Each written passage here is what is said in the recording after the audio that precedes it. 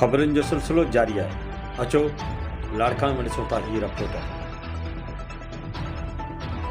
लाड़काणो तफ़सील मूजिबि लाड़काणे शहर जे शहीद भुट्टो पार्टी सां तालुक़ रखंदड़ लियाक़त अली उमराणी जो अॼु स्क्रूटी फार्म बहाल थी वियो आहे। लाड़काणो पाकिस्तान पीपल्स पार्टी शहीद भुट्टो अॻवान लियाक़त अली उमराणीअ मीडिया सां ॻाल्हाईंदे चयो त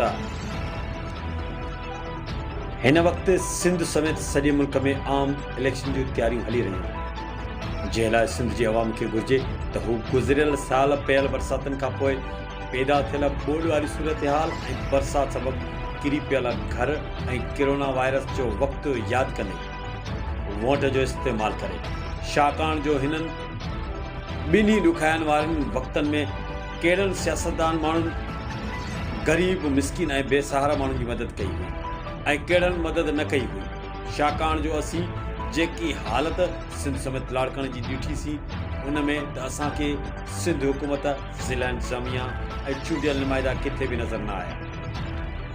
जॾहिं त ग़रीब मिसकिन बेपच माण्हू उन्हनि ॿिन्ही वक़्तनि में सख़्तु परेशानी वारी हालत में ॾिठासीं। हिन वधीक चयो त कुदरत तरफ़ां रहमत जी सूरत में पयल बरसाति खे हुकूमत आज़ाब में तब्दील करे छॾियो हो।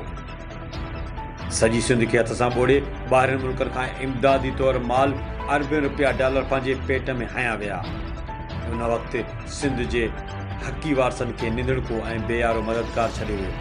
बरसाति पाणी चई रहियो हो त मूंखे दरिया में छॾियो, पर ही कोन छॾे रहिया।